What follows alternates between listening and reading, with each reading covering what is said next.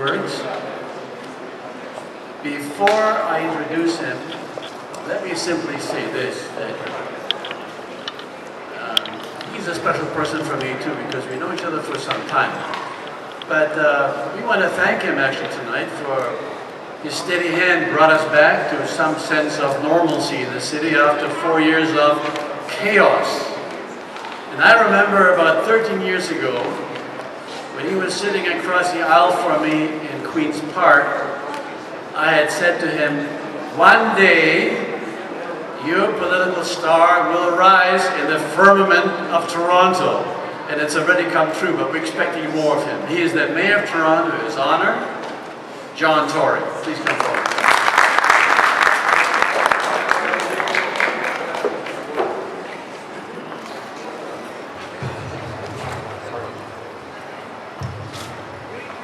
Well, Tony and Consuls General, Tony, and of course my colleague, Councillor Jim Karagianis, who I'm delighted is here. There's nobody who shows up to more events, especially when it comes to events that celebrate things not only like our diversity, but I think Jim, he's told me many a story about, countries where they've lost freedom and won it back, and there's nothing like that. I'm going to mention that in a moment in the context of even my own limited travels. We're just not used to, thank goodness, losing freedoms or being without them in this country, and we have work to do, and that's what this day is all about. And I want to thank Thomas and the National Ethnic Press and Media Council for holding this tribute, which I've attended before, but I think it is a very, very important thing that we have tributes like this. And of course, this yesterday was World Press Freedom Day, and I think these are very important things to commemorate in our society, where these freedoms are, I think, often taken for granted, because most people who live here now have not experienced a lack of these freedoms before, or many, because I guess the number who have come from other places and come because in some respects they have freedoms that they want to enjoy here are increasing in our country, but nonetheless there are many who've never been anywhere without the freedoms that we take for granted. People often, when I used to go out in past years and try to recruit people when I was a party leader to run for office, and I still am trying to encourage people to run for public office today, because our city council, for example, is not yet anywhere close to being representative of the community that it represents. But when you ask people about serving in public office, oftentimes the first thing they mention as to a reason why they wouldn't seek office is because they are worried about the media. And I think Jim would agree, but he'll speak for himself, and Tony. My own experience with the media has been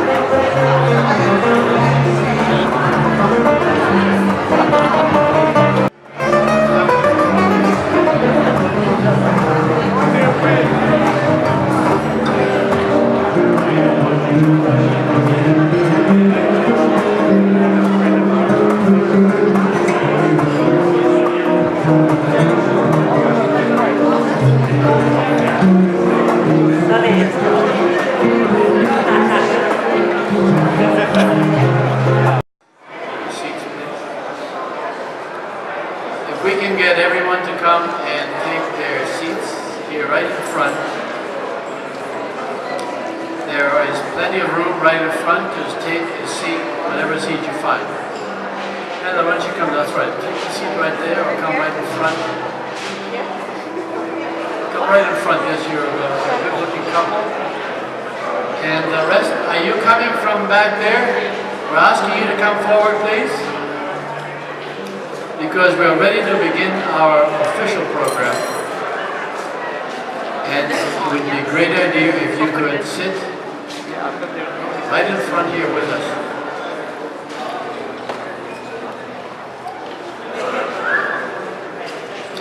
And the people on my left at the food station, it would be great if you come. We will have more food later on, so do not worry about food.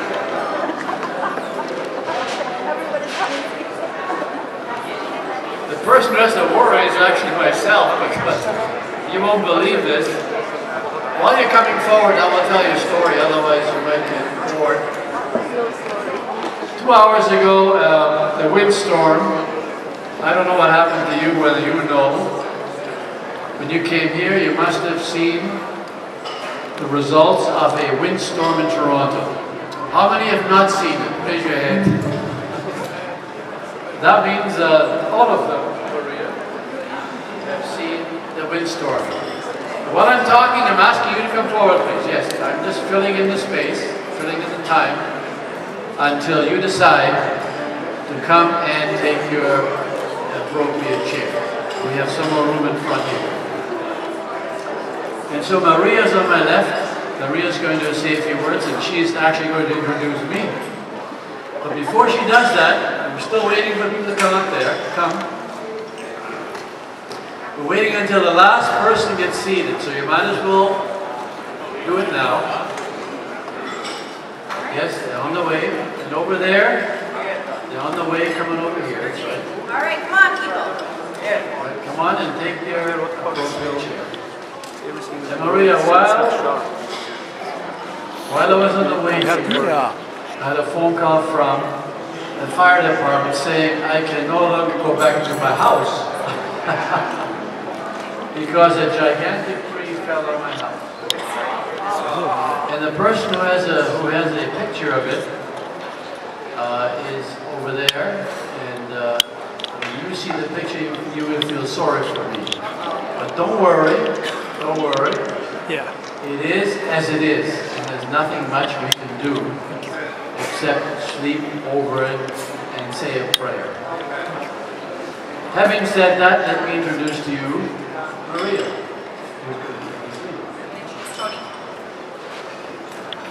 Ladies and gentlemen, before we begin, I wish to acknowledge that this event is taking place on the traditional territory of the Mississaugas of New Credit First Nation, the Haudenosaunee, the Huron-Wendat, and is home to many diverse Indigenous people.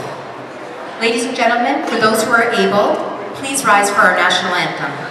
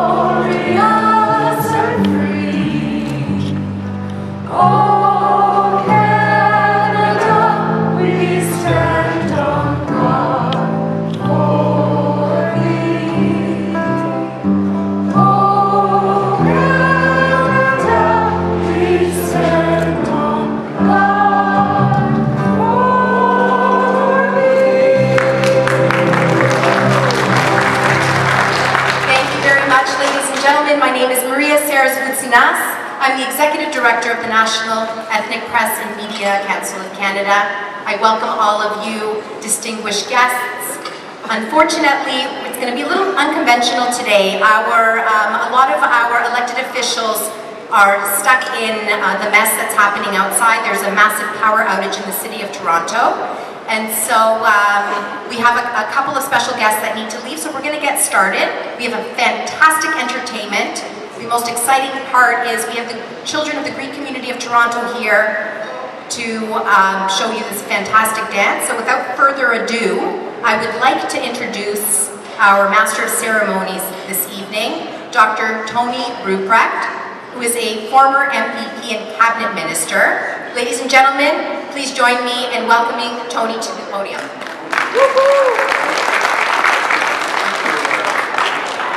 Thank you very much. President Saras and I sat down and we tried to figure out how do we make this event more meaningful today?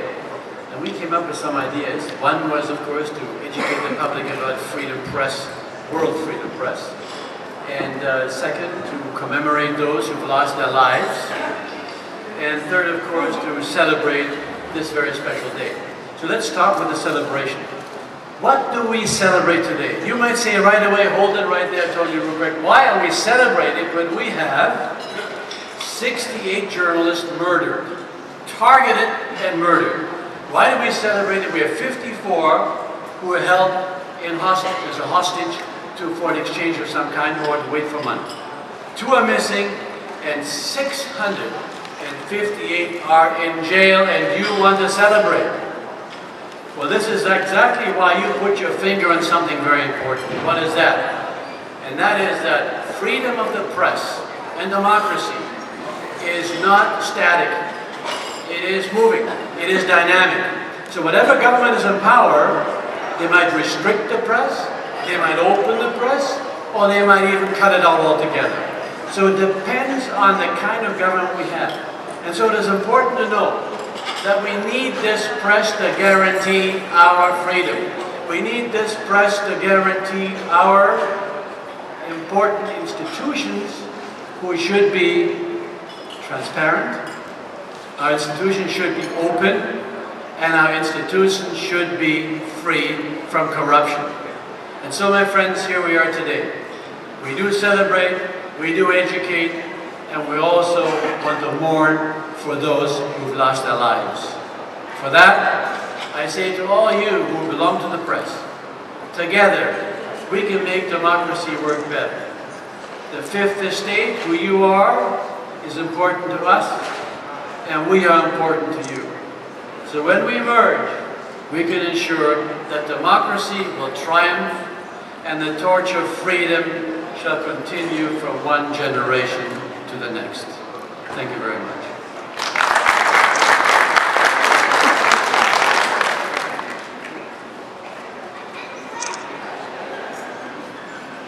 I'm going to ask now the Honourable Jim Karajanis, who is Councillor and former MP, to come to the stage. I want to tell you just as an introduction to him. I remember meeting with him, because I remember meeting with everybody almost, but meeting with him about 30 years ago. Someone said to me, you know, there's an important guy who wants to run for the party. And I said, he's important? I want to meet him. So I went to the Danforth Avenue, and I went to a store because he was the manager of a store. And from then we knew, we clicked, and from then we knew that I had to support him to become a member of Parliament, and now, of course, he is a councillor of the City of Toronto. Let's welcome Jim Karajanis.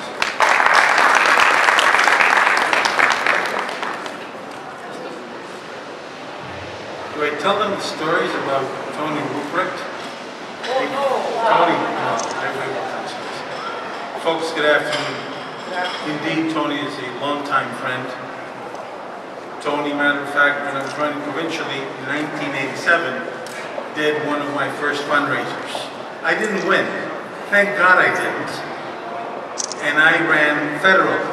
When I say thank God I didn't win, because out of 133 seats, 101, and in 1990 was total destruction. Tony held on, and he has been a councillor before, and then he went to be an MVP. And friends like that, you work with over the years, and you do remember them. However, today, we're talking about World Freedom Day. And we look at the perpetrators, and we look at the people that are actually not encouraging freedom of press. There's people that say the press, who needs them, and, you know, whatever. The press always has the last word. But you know what? I got to talk to you about freedom of the press and one of the worst oppressors. And the worst oppressors is the country of Turkey.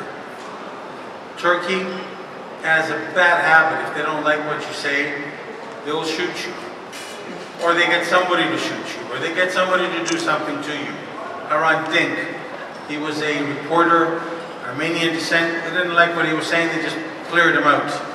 And there's other countries such as that. In those countries, we need to stand up and say, not only we will not accept it, not only we're not going to be on site, but we're going to make sure that if you belong to a world organization, we should make sure that you get kicked out.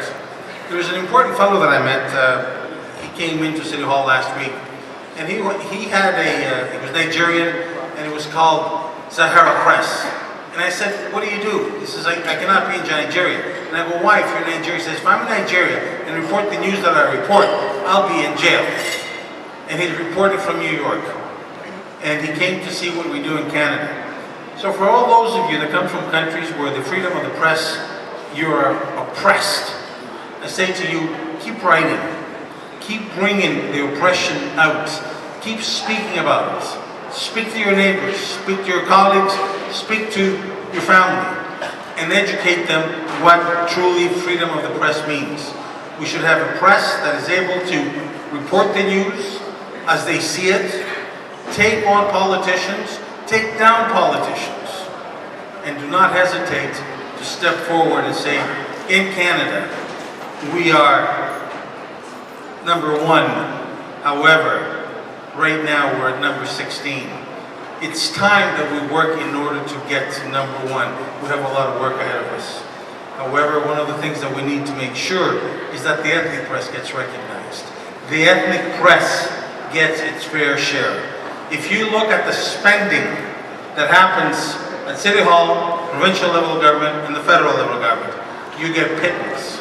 In the city of Toronto, where 51% of the people are of ethnic diversity, these are people of color. Guess how much money we spend on the ethnic press? Anybody want to get a loud number? 25, 30%? I got news for you. 15. In this City Hall, we spend 15% of our advertising dollars on the ethnic press. That's a real shame. We need to make sure that we turn things around and work against it. Thanks again, and have yourself a wonderful afternoon. Thank you very much, Jim. And our next presenter is a lady from Scarborough. And she is what's called the Deputy Speaker of the Ontario Legislature. So let's give a rousing applause to the Deputy Speaker of the Legislature, Ms. Sue Wong. Sue Wong, please come forward.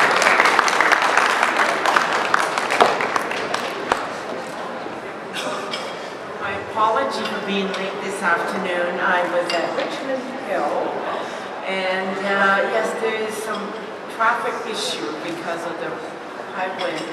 But more importantly, I had to say goodbye to the Consul General from China. He's about to leave us in the city of Toronto, but also other province. So I'm very pleased to be here to join Jim. I didn't see Julie yet, but anyway, I'm very, very pleased to be here. But let me begin my remark by recognizing the fact that we're gathered here in the traditional territory of Mississauga of New Credit to recognize the contribution of Indigenous people. And I saw some familiar faces. Anna at Control, my former prince of my riding, a renowned educator. I saw Donna standing at the back. Has he gone already? He's right here. He's right there. He's my other, I don't know, should I call you brother, father? I don't know. He doesn't want to be called father because he thinks that makes him old. And there's other great friends of the national ethnic media because of what you do every single day. Getting the news out there that my parents and many parents out there, grandparents, great aunts and what have you, getting the facts, getting the real news, right? Not fake news, real news out there, and especially last week's tragedy. Last week's tragedy especially hit close to home, not because what the incident was all about, but because we had some international students that were affected. And through your determination getting the news, that's just one snippet what you do every day. In my previous attendance to this annual remembrance of the National Ethnic Media event, I always admire your courage. Your courage. Jim talked about earlier what happened in Turkey. You don't have to look far. Just because we have democracy, just because we live in a free country called Canada, There are people out there saying all kinds of news. You know who they are. Okay, so we got to protect each one of you, making sure you're safe. Right? Where I come from, safety is number one. And number two, that your work is not what I call censor or sanitize is another word, right? Sanitize, okay? So I am very, very grateful what you do every day because I know my parents, growing up as an immigrant child in the city of Toronto, and many parents just like mine, read your news or whatever language that you write or whatever show you do, whether it's on television or radio, because through your hard work, you communicate with us and you educate, okay?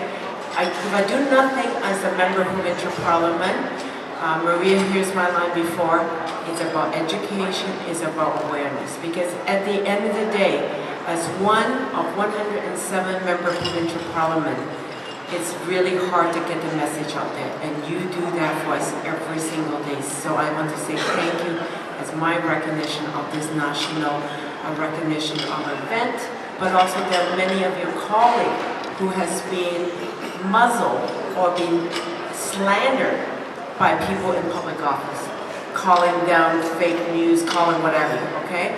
We cannot allow that. As a former educator, as a former professor, we cannot allow people in public office accusing you for doing the good work, because that is not ethical. Where I come from, ethics do play a role. So keep up the good work. We're here with you, and I'm so pleased, Maria and Thomas. Where's Thomas? Oh, he's hiding again. What are you sitting in the back? That's back, my friend. Come on up, I got something for you. No, you're not sitting in the back of the bus, okay? Come on up front of the bus. Okay, come. You meet, this is the man that created this organization. Humble, modest, because at the end of the day, every organization has a great leader, and this is the guy with great leader. Come on, Thomas. Thank you for everything you do, champion. And I think at the last recent media event with the Premier, we made an announcement as a province. You heard about that, right, Thomas? About the good news, supporting small ethnic media press from the province of Ontario. I don't want to re-announce that announcement from the Premier and the Minister. We are supporting the small ethnic media press and going forward to making sure your voice will be heard, and the Government of Ontario is respecting you on your recognition. Thank you. Thank you.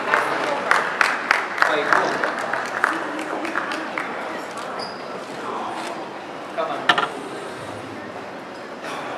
Hey, say, Down. down. Get down, please.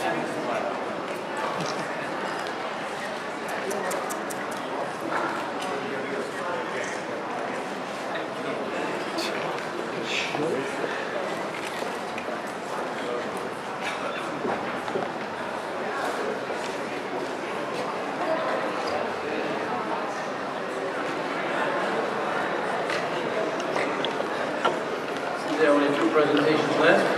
Feel free to introduce some persons.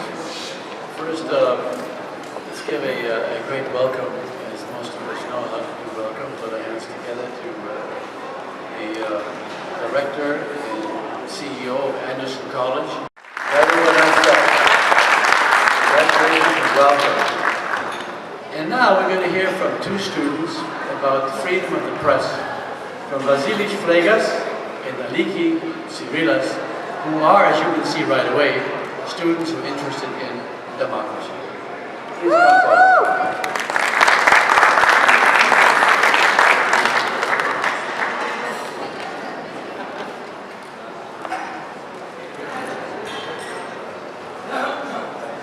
Dear honorable guests, representatives of the press, ladies and gentlemen, my name is Vasilis Flegas, and it is an honor to be here today to celebrate with you Press Freedom Day. Aliki Sirilas and I are students in the Greek community of Toronto Media School. We would like to thank the National Ethnic Press, the Media Council of Canada, and all Greek press representatives for giving us the opportunity to join our voices to yours on the promotion of freedom of the press and the protection of human and constitutional rights. We share a common vision as the Greek community of Toronto has a history of over 100 years of protecting and working for social justice, equality for all, and the promotion of multiculturalism and global citizenship. This year we are in grade 7 and in our Greek school we learned about freedom of speech and democracy in ancient Greece. During the 5th century BCE, Demosthenes, the ancient Greek statesman and famous orator, gave a speech in which he described the way that the Athenian House of Representatives should operate. In this speech, he introduced the concept of isogonia, which is translated as the equality and the right to speak. According to the ancient Greeks, freedom of speech or isogonia is one of the 3 basic traits of democracy. The other 2 are equality or isonomia, which means respect to the state's laws, and isocracy or isokratia, which means that all citizens have equal political power.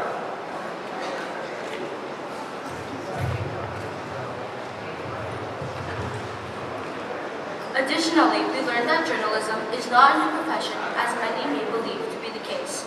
If we look back into the depths of the centuries in ancient Greece, we will discover the first journalist. Around 1300 BCE, during the Trojan War, a man named Nepmcc from the island of Crete joined the Greek forces in the campaign against Troy. Nepmcc, whose name can be translated as network, invented journalism with a book he called the Trojan War Epiphany. In this book, every day he recorded all the events of the war. Nepmcc was essentially the first journalist and war correspondent. His work was lost to the centuries until the 1st century CE, when a copy of his book was discovered after an earthquake in Crete. Although the press day is different from the time of the Trojan War, the task and responsibility is and will always remain the same. Journalists must always fight for the truth. Journalism should not be seen as a profession, but rather as a call to serve humanity, especially in our days where misinformation is everywhere. Journalists have the duty to protect the public interest. At the same time, it is our responsibility to protect all of us and support all journalists around the globe who are being locked in jail because they're trying to serve the truth and justice in their communities. After all, when we protect the freedom of the press, we are essentially protecting democracy, equality, and justice.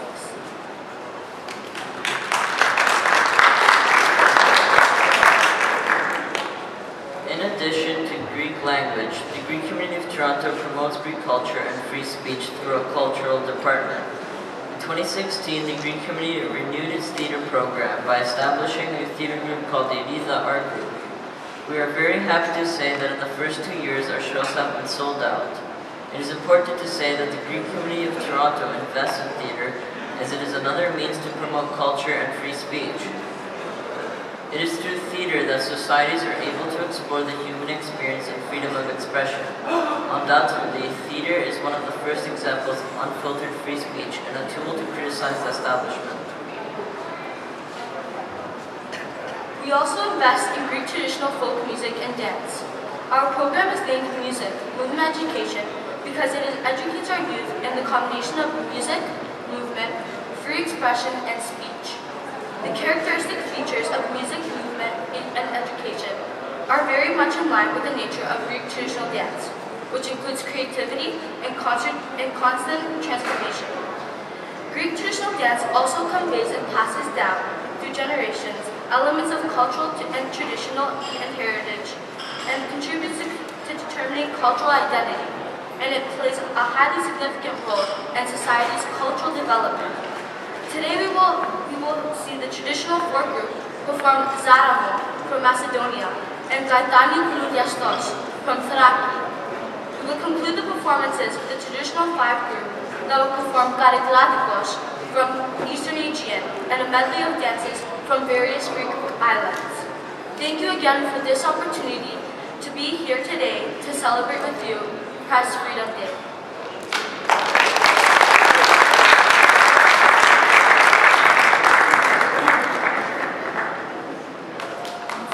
Thank you very much, Vasilis and Aliki. Very nicely done. And now we'll have a dance for your.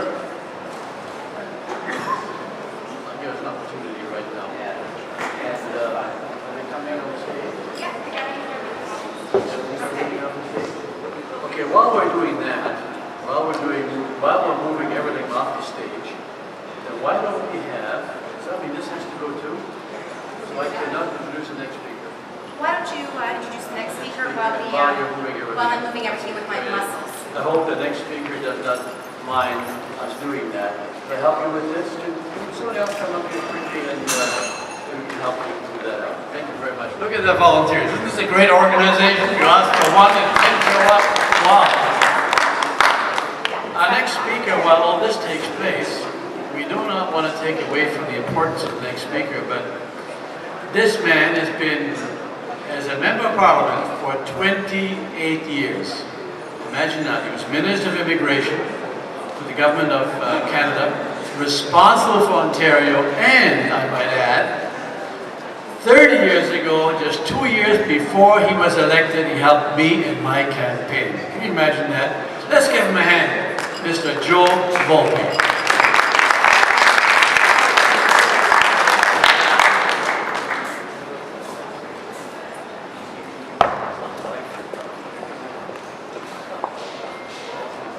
Tony, thank you very much. You and Tom and the whole group of people from the ethnic press, many of whom I've met in my former capacities as an elected member and had occasion to be interviewed by you. I didn't hold it against you because I now joined your forces. I am now a member of what they call the ethnic press, what I call the mainstream media. And the ethnic press is that which covers all the less important things. Now, I mean that seriously.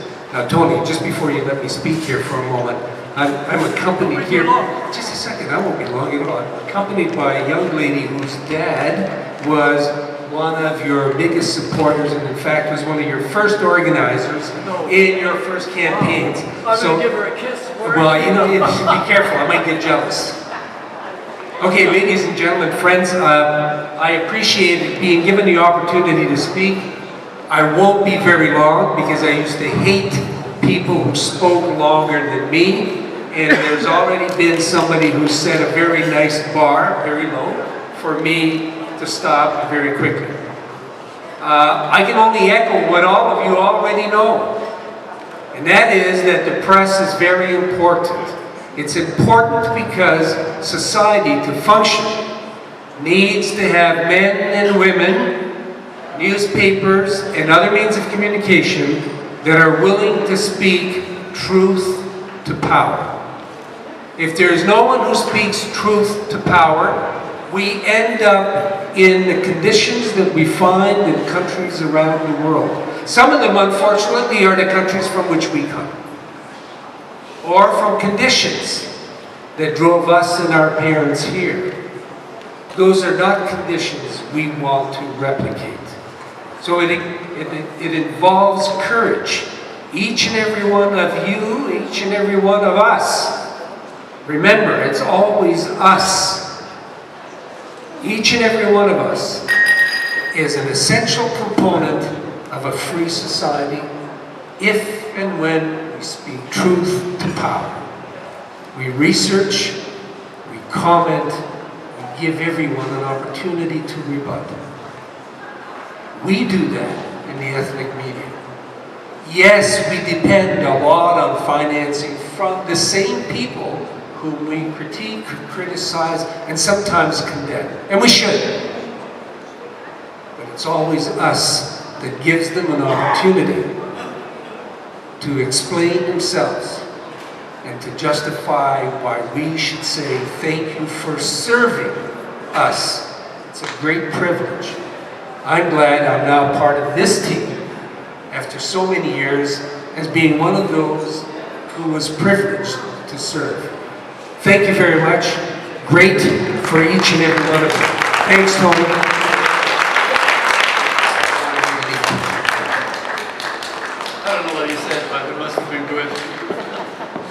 Now I'm going to ask Maria to make the introduction before the kids get to sing. Maria? Okay. Before our fabulous dance performance, we are joined today by Jill Andrew, who is the NDP, Ontario NDP candidate for Toronto St. Paul's, and she's here to give us her press freedom wishes. Where did Jill go? Jill? There she is, wonderful. Join me in welcoming Jill.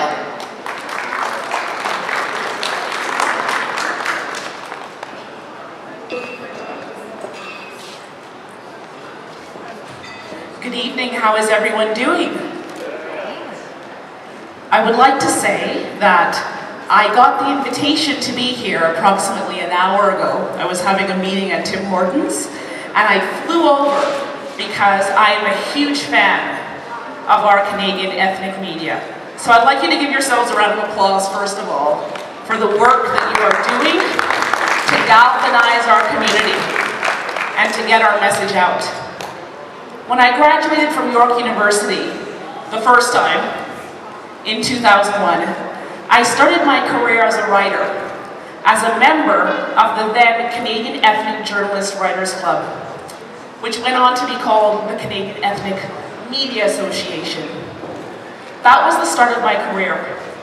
I found my confidence, I found a home, I found a team of writers and reporters and journalists who didn't see the ethnic story as the story on the periphery, but it was the main story.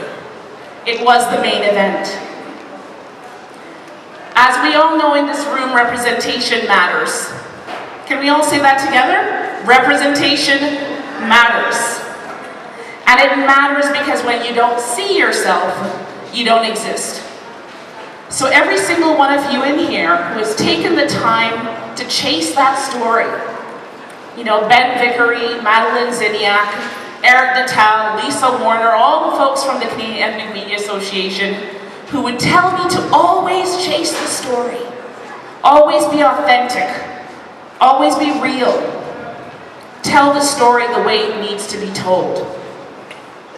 These are the things that I want to say thank you to the press today for. The ethnic press is a foundation of our democracy.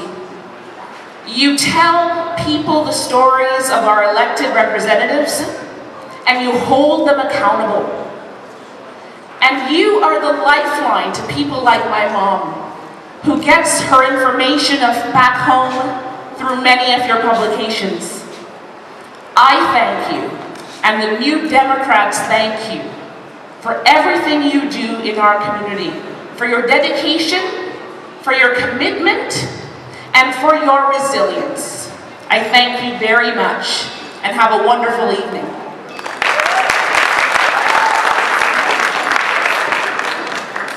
Thank you, Jill. And now I dare you guys to sit in your seats when you see these fabulous children perform for us today. Before they come up here, I would like to thank Gina Tasopoulos. Gina.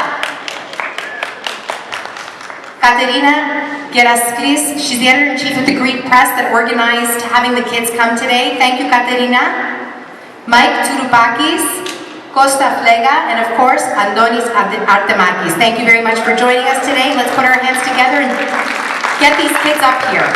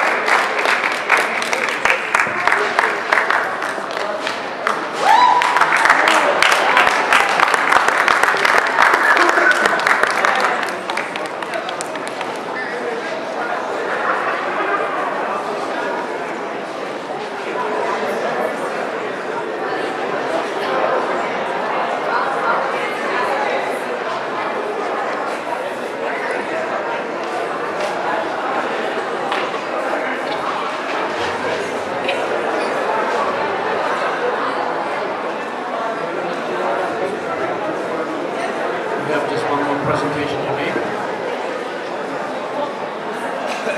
And I'm going to ask Tom Saras, President, to come forward, please, Tom. I don't know where you are.